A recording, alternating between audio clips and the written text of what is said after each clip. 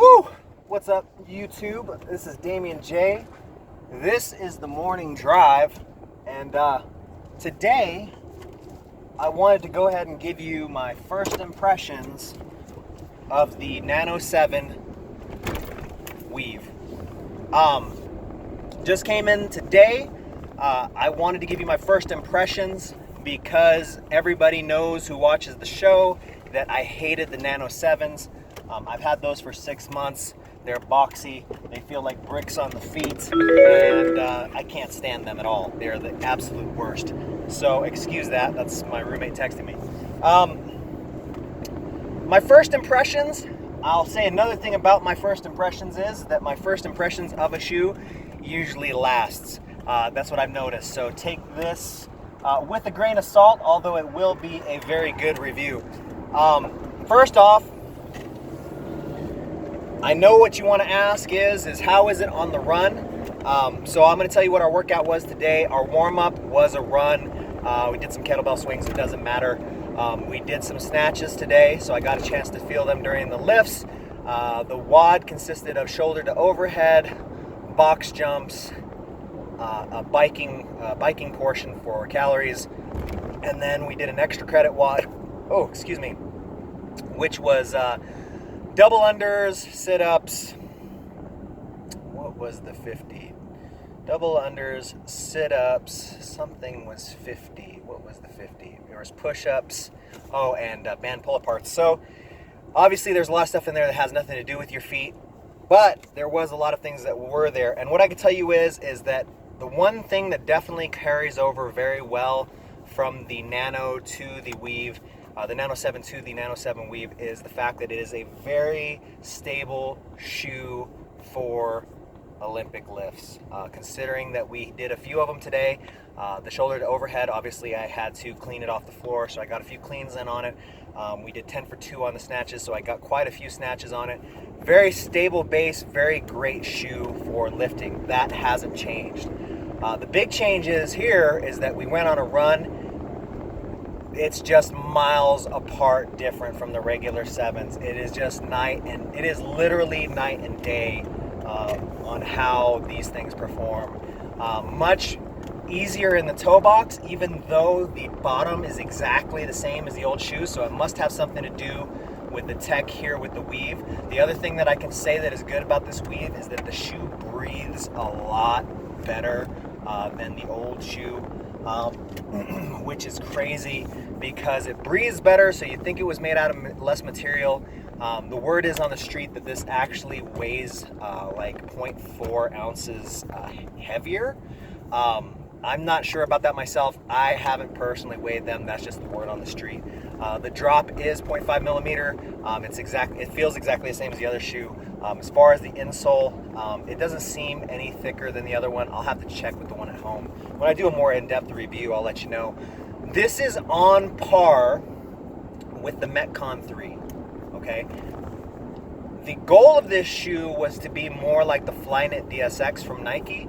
While it's close, I wouldn't put it as a better shoe than that, although I would put it on equal footing with the Metcon 3, and I bet you what's going to make this better than the Metcon 3 is the fact that it doesn't squeak.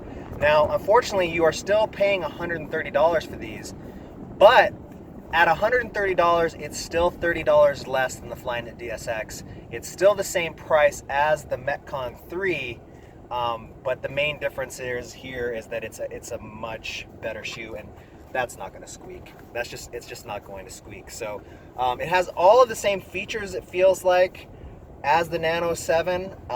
It's just a great shoe. Oh, the other thing that I hated about my Nano 7s was it was really tight around the ankle, and even if I loosen the shoe, I don't know what it is about the material around there, but if you guys feel in this when you get it, it's completely different. The other one had like a ridge to it. This one, they got rid of that ridge, and I'm glad they did because it doesn't make the shoe as tight.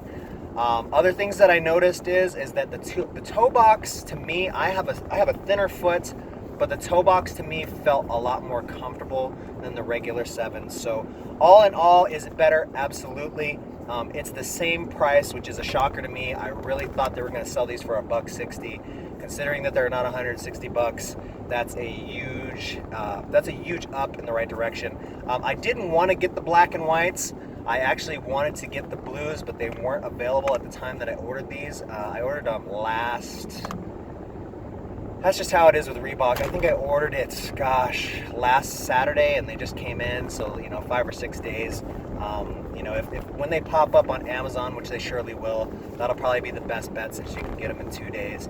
But all in all, great shoe. Came with a $20 off coupon, which you probably can't use with Nanos again. So I don't know. I'm gonna have a friend find out because she wants to buy a pair, and I told her I'd give her my coupon. So my recommendation so far is it's a great shoe. Just bottom line, much better than the regular Nanos if you had those, and I would put them on the same level as the Metcon 3, and I think they're going to edge them out in my book. So going back to my rating scale of what I thought are the best shoes, I had the New Balances as number one because of price, because to me they're evenly matched with the Flyknit DSX.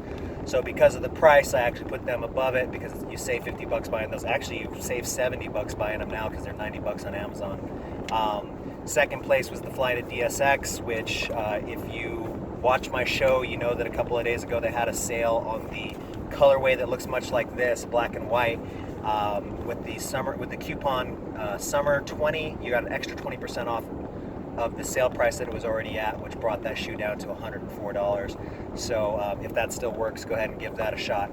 My third place shoe was the Metcon 3. But like I said, after I have this for about a month, I'll do a fuller review. Once I really put this thing through the paces and see what's up with it, I'll give you a better idea. But I'm pretty sure that this is going to be my third place shoe, which is going to drop the Metcon down to fourth. And then after that, it's pretty much garbage time, because it'll be, well, I shouldn't say garbage time, because the No Bulls are there too. Actually, I think I have the No Bulls at 3, but I can't remember, to tell you the honest truth, how I had that rated at the No Bulls, because I think the No Bulls are just good for inside of the gym. I think I might have had them just a little bit better because of the construction. The construction of those shoes is really, really solid, whereas I feel like the Metcons may not hold up as long, so definitely look out for that. But anyway, I would say that this is probably in my top 3 now, definitely top 5 shoe, but like I said, once I get the deeper review, we'll come and revisit it. Anyway, if you've tried these out, let me know what you think of them in the comments below. As always, you can follow me on the snaps, the tweets, and the grams. That's at DamianJ, DamianJay, because I love you guys. Thanks for riding with me.